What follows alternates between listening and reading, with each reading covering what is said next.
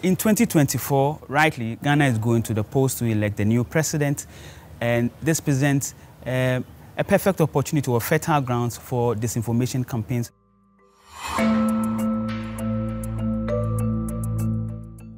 My name is Kwaku Krobea Asante.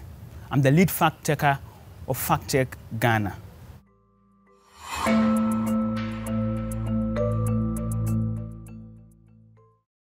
Here it's mostly about local agents who are purveyors or perpetrators in spreading or creating disinformation in the country. And when I say local agents, I'm referring to the government agencies, I'm referring to the political parties, politicians, social media influencers, media itself.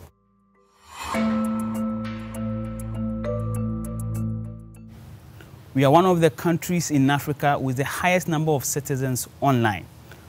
Over 70% of Ghanaians have access to the internet.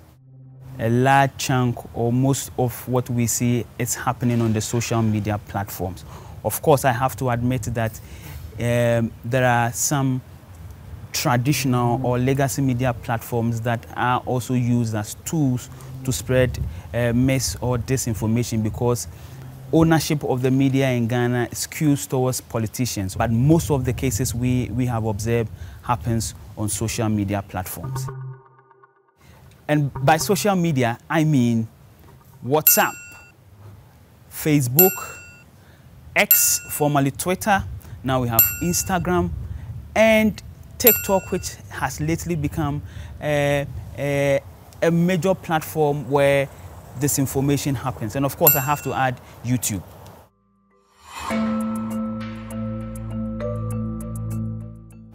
In 2024, rightly, Ghana is going to the polls to elect a new president and parliamentarians.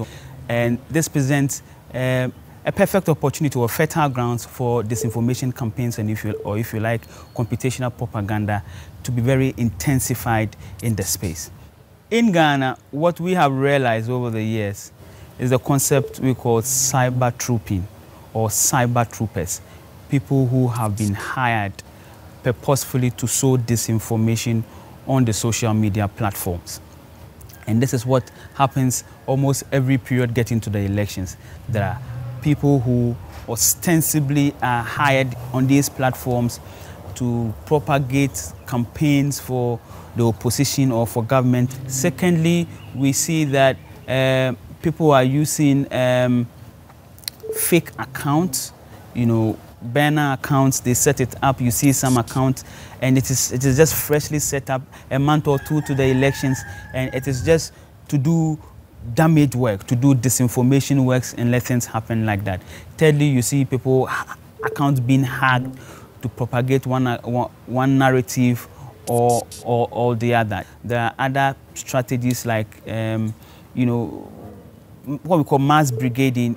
They bring all these cyber troopers together, and if they realize that you as a journalist, it's been too critical of a certain opponent because of your stories, or a certain public figure or a certain opponent in the space is becoming too popular, they hire these people, they gang up against you, come to you, attack you every now and then. Every post you make, others come in to come and insult you again and again.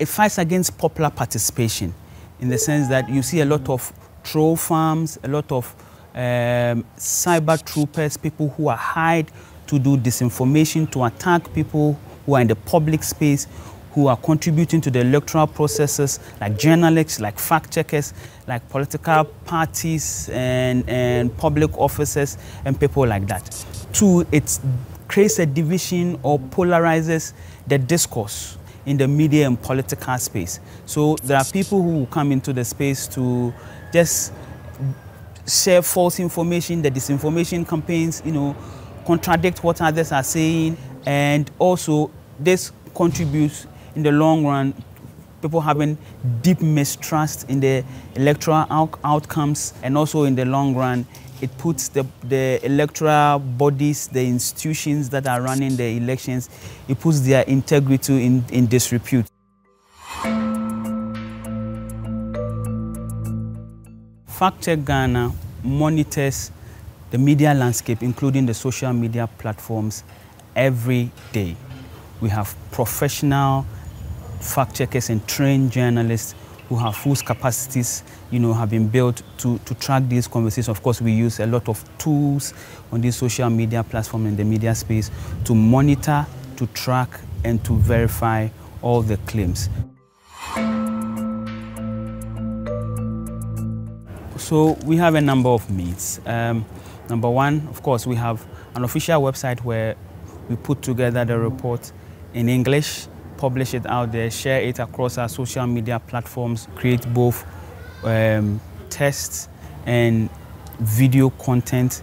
And then lately we have started a local language broadcasting of fact-checking. We do Twi, which is widely spoken dialect in Ghana. We've done Hausa, which is also very popular.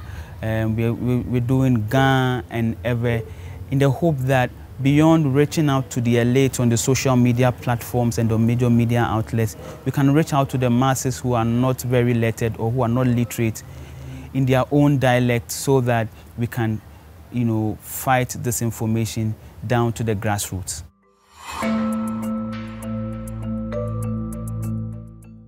It's that WhatsApp, which is by far the most used social media platform for spreading disinformation, it's an end-to-end encrypted platform.